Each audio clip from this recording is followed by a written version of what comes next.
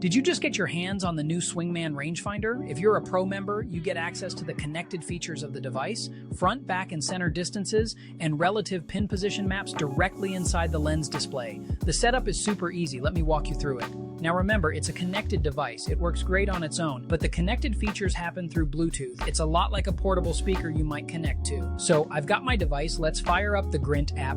Go to your profile and tap on Account. Then tap on Rangefinder and tap on Pair to start the connection process. Your phone needs some settings turned on to make this work. The app will walk you through everything you need to do.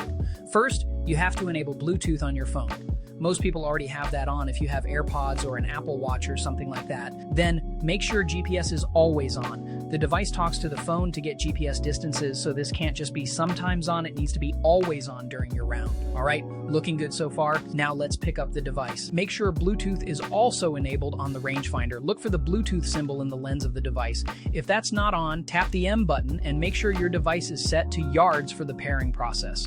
If you need meters, you can change that later, but it can only pair in yards. Pro tip, quickly tapping the M button toggles Bluetooth on and off, but a long press on the M button will flip your device back and forth from meters to yards. Next, shoot an object like a flag or a telephone pole or a tree. Once you shoot a distance, you'll see the rangefinder show up inside the app with the corresponding distance you just measured.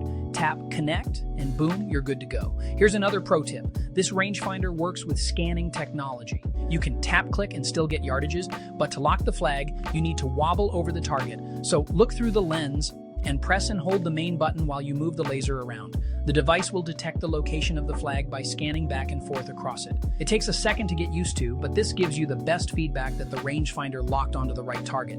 Now when you're playing around, make sure you turn on the GPS. Some people have it off by default to save battery if they aren't using it, so make sure you tap the big GPS button to turn that on. Once it's on inside the phone, your phone and the rangefinder will be constantly communicating. Here's one thing to remember, the rangefinder itself doesn't have GPS built in. It gets that information from the phone. Most golfers keep their score while they play, so the rangefinder is always on the right hole, and you wouldn't even notice this. But as a sanity check, look for the hole indicator inside the lens display to check that you're on the right hole. Once you're set up, it should work every time. If you're ever having issues, just go to the menu, tap on Rangefinder, and double check you haven't changed any connection settings. We'll flag any issues we see with your connection so you can quickly resolve them and enjoy your Swingman Rangefinder.